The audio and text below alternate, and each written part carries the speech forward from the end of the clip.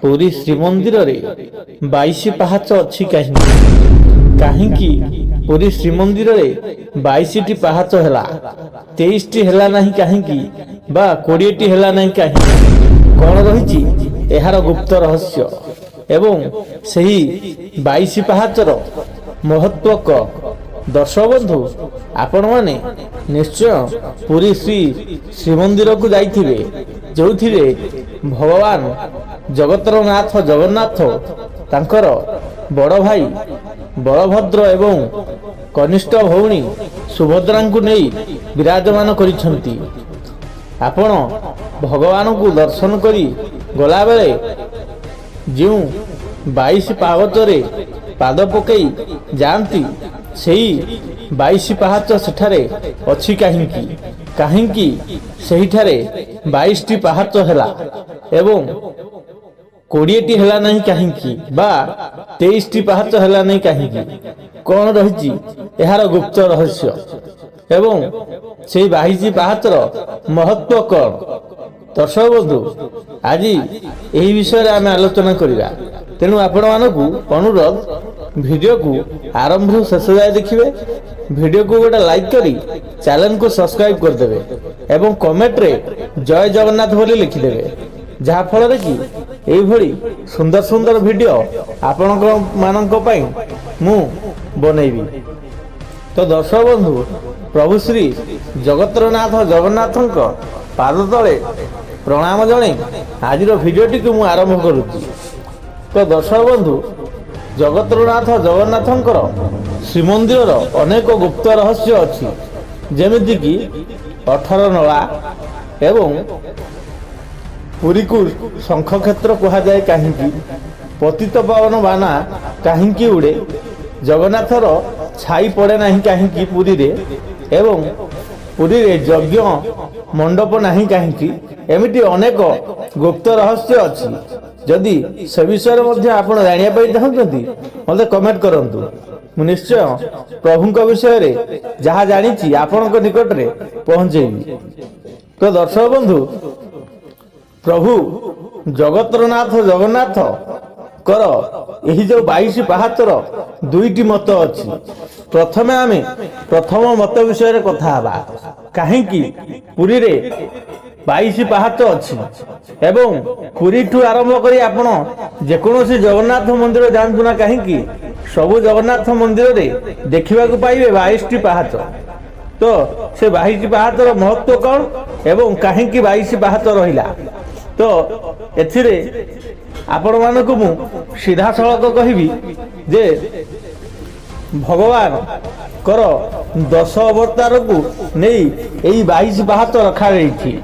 କେମିତି 22 ପାହାଚ ରଖାଯାଇଛି ସେ ବିଷୟରେ ଆପଣମାନେ ଟିକେ ମନ ଦେଇ ଶୁଣନ୍ତୁ। ପ୍ରଭୁ ଜଗତର ନାଥ ଜଗନ୍ନାଥଙ୍କ ପାଦ ତଳେ ନିଜର ମନ ଏବଂ ହୃଦୟ ସମର୍ପଣ କରି। ଦର୍ଶକ ବନ୍ଧୁ, ପ୍ରଭୁ ଜଗତର ନାଥ ଜଗନ୍ନାଥଙ୍କର 10 ଅବତାର ବିଷୟ ତ ଆପଣମାନେ ଜାଣିଥିବେ। ତ ପ୍ରଭୁ ଜଗନ୍ନାଥଙ୍କର 10 ଅବତାରର ନାମ ହେଉଛି, ପ୍ରଥମେ ହେଉଛି ମତ୍ସ୍ୟ ଅବତାର, ଯେ କି ପ୍ରଭୁ ମତ୍ସ୍ୟ ଅବତାର ନେଇଥିଲେ। ଦ୍ୱିତୀୟରେ କୁର୍ମ ଅବତାର, ତୃତୀୟରେ ବରାହ ଅବତାର, ଚତୁର୍ଥରେ ନରସିଂହ ଅବତାର, ପଞ୍ଚମରେ ବାମନ ଅବତାର ଏବଂ ସପ୍ତମରେ ପରଶୁରାମ ଅବତାର, ସପ୍ତମରେ ଶ୍ରୀରାମ ଅବତାର, ଷଷ୍ଠରେ ଶ୍ରୀକୃଷ୍ଣ ଅବତାର, ନବମରେ ବୁଧ ଅବତାର, ଦଶମରେ କଳ୍କି ଅବତାର। ଏହି ଯେଉଁ 10 ଅବତାର ଆପଣଙ୍କୁ ପ୍ରଭୁ ନାରାୟଣ ବା ଜଗନ୍ନାଥଙ୍କର କହିଲି, ଏହି 10 ଅବତାର ପ୍ରଭୁ 4 ଯୁଗରେ ହିଁ ନେଇଛନ୍ତି ଏବଂ 4 ଯୁଗକୁ ଉପଭୋଗ କରିବା ପାଇଁ ଏହି 10 ଅବତାର ପ୍ରଭୁ ଗ୍ରହଣ କରିଥିଲେ ବା ଅବତରି ନେଇଥିଲେ। ତ ଏହି ମର୍ତ୍ତ୍ୟରେ ଧର୍ମ ସଂସ୍ଥାପନା କରିବା ପାଇଁ ଯୁଗେ ଯୁଗେ ଭଗବାନ ନାରାୟଣ ତାଙ୍କର ଅବତାର ଗ୍ରହଣ କରିଥାନ୍ତି। ତ ଭଗବାନ सत्य जुगरे मत्स्य अवतार नहीं आपण माने जानिथिबे कूर्म अवतार नहीं वराह नरसिंह वामन परशुराम श्रीराम श्रीकृष्ण बुद्ध एवं आम कली जुगरे कल्की अवतार नहीं तो आपण माने भाबुथिबे जे 22 पाहाचर एई प्रभुंकर 10 अवतार संबंध कौन किंतु आपण मानकु प्रश्न कर दउची जे से 22 पाहाच रो जो 22 पाहाचर जो गुप्त रहस्य एई भगवानंकर 10 अवतार रे ही लुचि रही तो आमे वर्तमान केमिति 22 पाहाचटी हैला से 22 पाहाच हिसाब करिया भगवानंकर जो एई 10 अवतार पाद को नहीं ही 22 पाहाच भगवानंकर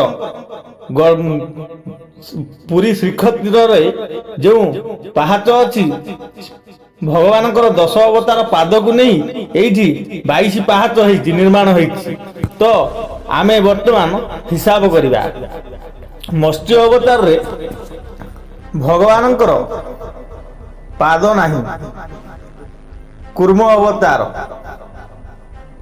बा कच्छप अवतार सेठी केतटा 4टा पाद अछि वराह अवतार रे मध्य 4टी 4 4 8 नरसिंह अवतार रे 2 8 2 10 वामन अवतार रे 2 10 2 12 परशुराम अवतार रे 2 12 2 केते 14 श्रीराम अवतार रे 2 15 16 कृष्ण अवतार रे 2 17 18 बुध अवतार रे 2 19 20 कल्की अवतार रे 2 21 22 तो दर्शक बंधु यही भली पुरी श्रीमंदिर रे जो 22 टी पाहाच अच्छी भगवानंकर पाद सहित ता पाद जुगु ही भगवानंकर 10 अवतार पाद को नहीं पुरी श्रीक्षेत्र रे बा श्रीमंदिर रे 22 टी पावच करा जायछि एटी पाहाच एवं पादर पाहाच कहीं हुए पाहाच केवल